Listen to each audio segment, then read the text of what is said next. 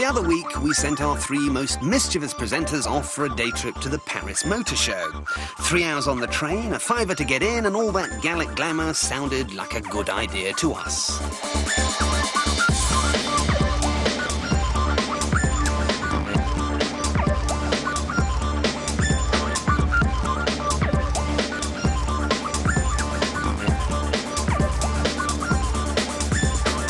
Paris is one of the most respected shows of the year. With no less than 56 world debuts, it was packed with drooling punters and full of toys to keep the kids happy.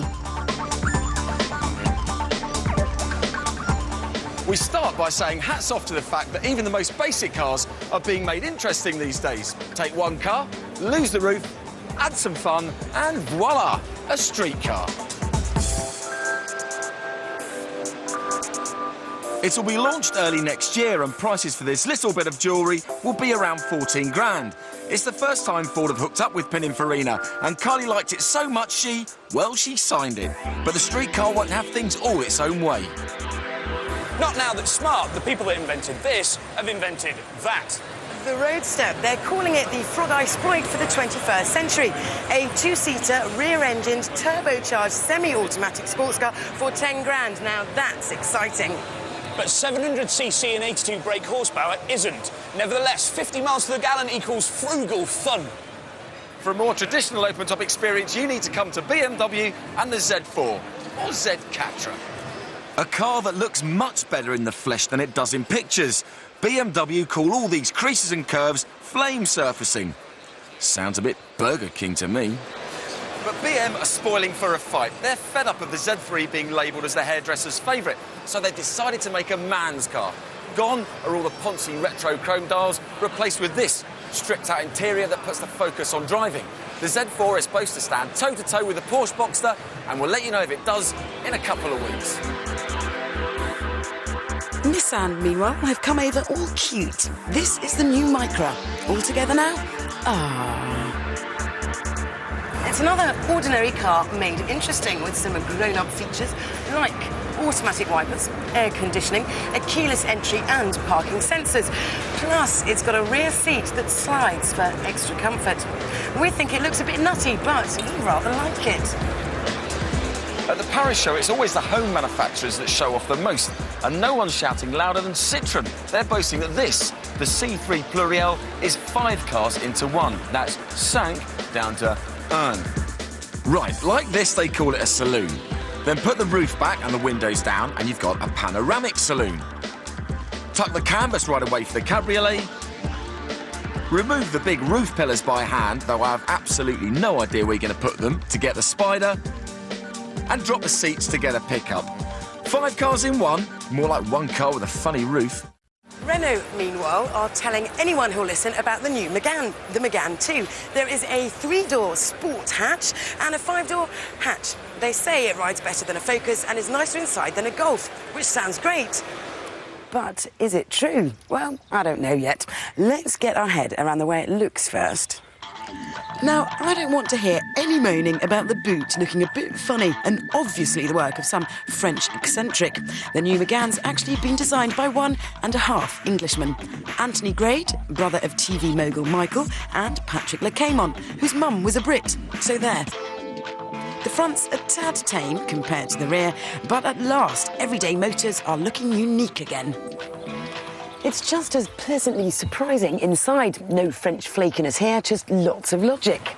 It's quite Germanic in its layout, classy but a bit straight-laced. However, there are secret compartments in the footwell. And boy, what a handbrake. And boy, what a key. The new Megane is the first offspring from the alliance between Renault and Nissan. You're not looking at just a new body, but a whole new platform. In fact, you're looking at the result of 9 million hours work and 1 billion quid's worth of investment.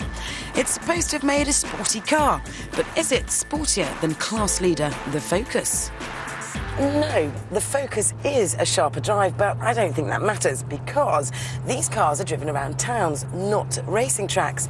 What does matter is that this Megane is very easy to drive, it's spacious, it's comfortable, and it is miles in front of the car it replaces. If this 3-door shape is a bit racy for you, Mother, then there's a perfectly handsome 5-door available too. Prices for the whole range start from £10,500 and go up to £15,500. There's the usual array of engines, but our absolute favourite was the 1.9 diesel. It's smooth, torquey and really rather fun. Renault are experts at offering a baffling choice of specifications. There are usually masses of confusing permutations, but don't worry, I'm here to help. Basically, the 3-door sport hatch comes in extreme or dynamique, i.e. nice or nicer. The 5-door comes in authentique, if you're easily pleased. Expression, if you want air conditioning. Dynamique, if you like your alloys. And privilege, if you really want to impress the neighbours. Then you get to choose your options, which come in handy packs like handling, climate, comfort, and luxury leather. See, easy when you know how. Although, if you're still confused, then Renault will happily point out that the predicted bestseller, the 1.6 Dynamique, is not only cheaper than the equivalent powered Ford Focus, but it's better spec'd. ABS, aircon and an alarm all come as standard. Plus, with Renault's growing reputation for safety, the new Mégane's probably a nice place to have a crash too. The outgoing Mégane range is pretty ordinary, but it's still managed to be one of Europe's best sellers. The new Mégane, however, is better equipped, cheaper to insure, and much better looking. The world's gonna go nuts. Welcome back to Paris. Like all good motor shows, it's jam-crammed full of great-looking models. Boom, boom! But there's also an absolute abomination here. Something so amazingly ugly, even its own mother wouldn't love it. That's right, the Porsche Cayenne. Without doubt, the most challenging look any of us have come across for a long time. Porsche, one of the world's most profitable car firms, have been suckered into following fashion and jumped on the big wagon bandwagon.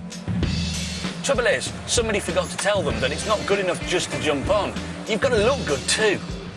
He's right. This just seems like a pointless pollution of the brand. The only saving grace is to see it as a way of earning extra profit out of fashion-conscious Americans. Then maybe it'll bankroll some more brilliant sports cars. That's quite enough ugly motors for one show. Time for the Chrysler Crossfire. Based on a Mercedes SLK, it uses a 3.2-litre V6 and should cost around 25 grand when it comes to the UK in about 12 months' time. Of course, up until a few months ago, the Crossfire was still a concept. But with tasty bits of kit like this getting the go-ahead, we should take the current crop of concepts very seriously indeed. Some boss in a trendy meeting might decide to OK it at any moment. Which one would you green light? It seems the future is all about the past. The 70s-style Citroën C Airdream has the gears, brakes and throttle controlled by fancy pedals around the steering wheel. Renault's Ellipse uses a super clean diesel-electric hybrid and is meant to be a friendly car in a frightening world. Here's the Renault design chief, Patrick Le Caymont, telling us how good it is. In fact, he thinks it's a right laugh. But our favourite concept is the Eco Speedster, a dead clever diesel VX220. It does 155 miles an hour and 113 miles per gallon. Blimey! Jaguar owners don't like change. That's why they're thrilled that the new XJ looks 100 years old. It's now not a poem in steel, but a poem in aluminium instead. And that makes it lighter, faster and more economical. It's also bigger and more well-appointed inside. Marvellous! Except it still looks 100 years old.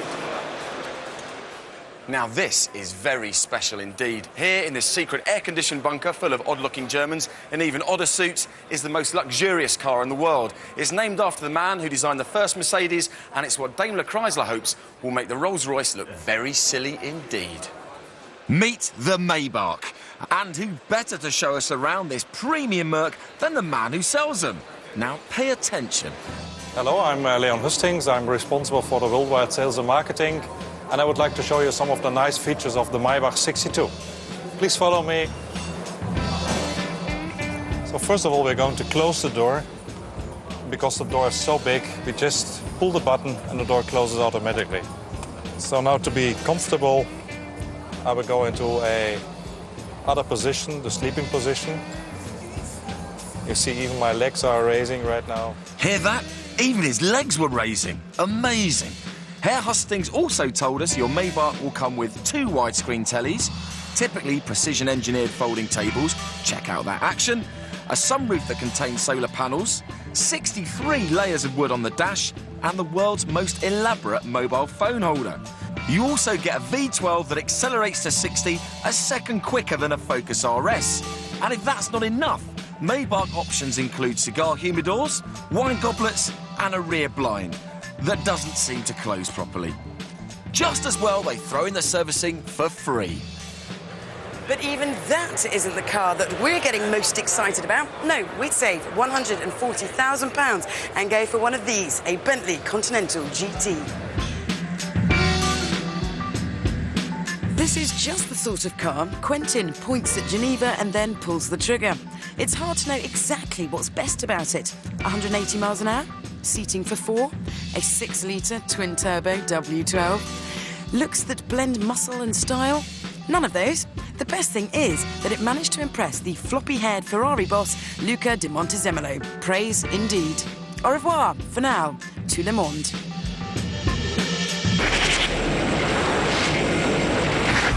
Now, when Italian designer Giugiaro has a bad day at the office, he comes up with the Hyundai Pony. When he has a good day, he comes up with the Lotus Esprit. And what we have here is the result of his best day ever, the concept Alfa Romeo Brera. It's all in the details. Scissor doors that open up and out. An interior fashioned from leather and stainless steel, plus every styling cue from Alfa's heritage and then some. And of course, it looks absolutely gorgeous. These days, concept cars are a bit goody two-shoes. They're usually very, very green or very, very economical. Well, thank the Lord for the Italians, because they've plumbed in Maserati's 4-litre V8. Look, 400 horses. Sadly, though, there are no plans to produce the Brera. But believe me, if they made this the next GTV, then Fiat's huge debts would disappear. Well, a bit.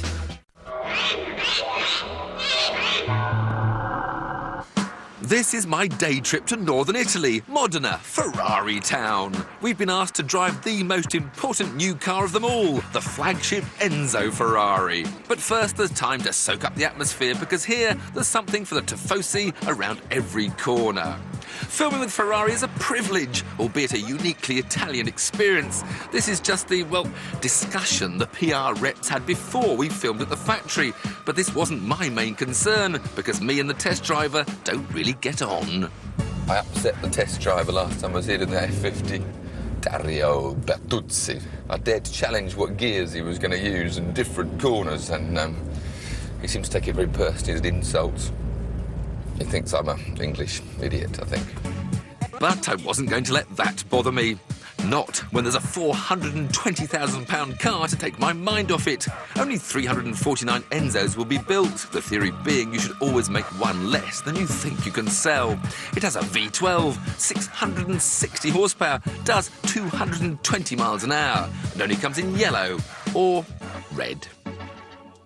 The funny thing is, you see pictures before you come in magazines, and you get this idea of it, and you think it looks a bit ugly in the magazines, and you start criticising it because, you know, you get a bit picky. And then you see it for real, and all the hair stands up on your arms. It looks stunning.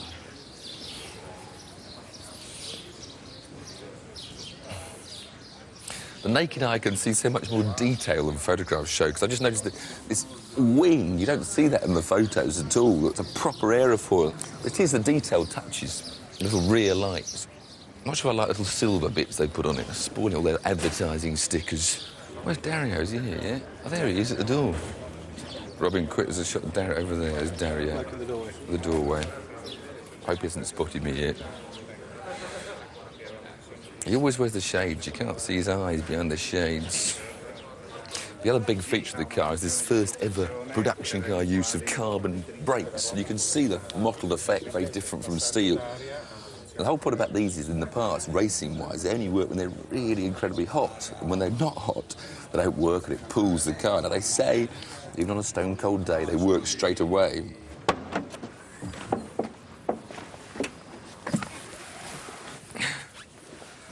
Finally, I'm in an Enzo Ferrari.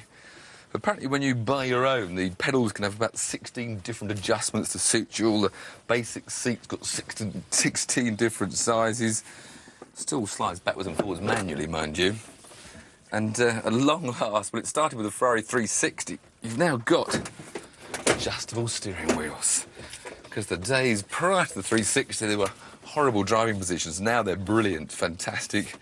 Real Formula One steering wheel. There's those lights that apparently come on with the revs. You've got all sorts of mode settings here. Traction control settings there. Of course, now as you'd expect with the Ferrari, paddle gear change. Up on the right, down on the left. Big start button to fire up that 6-litre V12, which I can see in the rear-view mirror.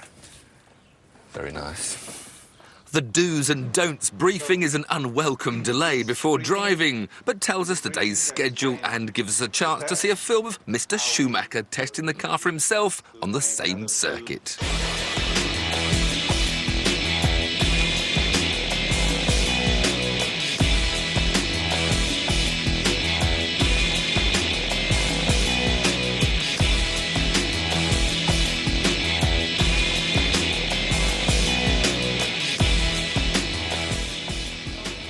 But now I've had the rules and regulations.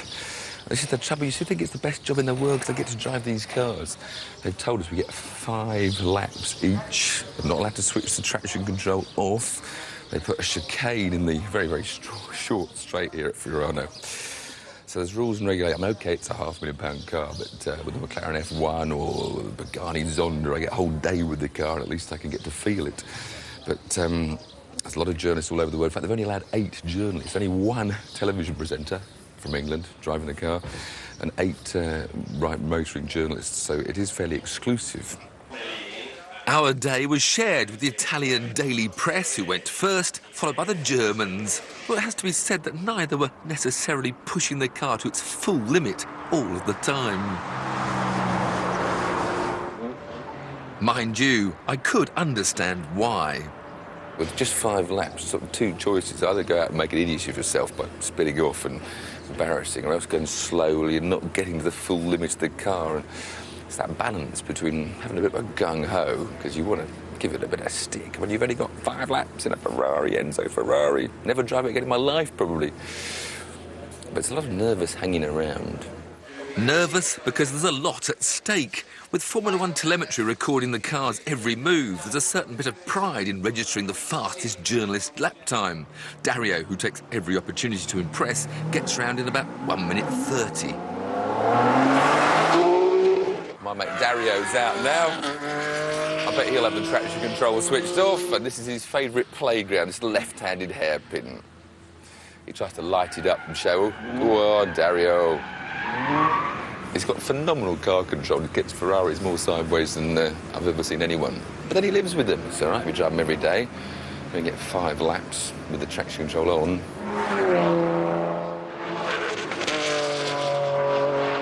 Well, it's 1 o'clock, and in Italy, everything stopped for lunch. There's already been about 3 programme changes. I still haven't driven the car.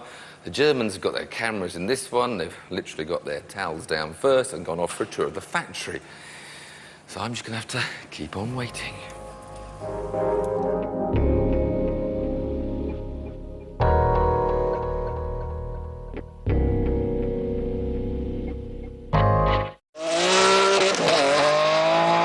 Suddenly, at 2:30, they say, lunch is over, you're in. Another change of plan. But I am finally out on the track in an Enzo Ferrari. For the first impression, you get that lovely V12 engine behind you, the blip of the down change that comes automatically, and a huge surge. Braking over the bridge. It's very light, the steering, and the nose turns in surprisingly easily. Down to this tight first gear hairpin. Pull 1 gear, pull the second, turn, the front response, steering very light, floor the throttle, and traction control was killing me. Sorry, but I can't drive a Ferrari with that on. I think I've hit the right button. They didn't tell us how to get rid of it. Now the Ferrari's alive. The lights on the wheels scream up through the revs.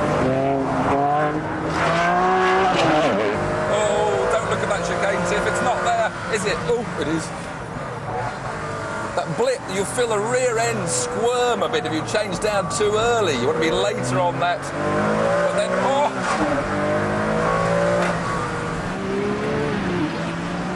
Brake, blip, change down later, Tim. That's what this car wants. Now I haven't got traction. Hit the horn again as I cross my hands. But now the car leaps out of that corner. Heading for this high speed left, right.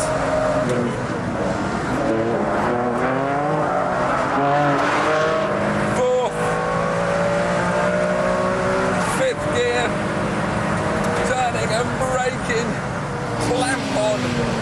I can't believe how good the brakes are. But I believe that there's 600 horsepower right underneath my foot. Oh!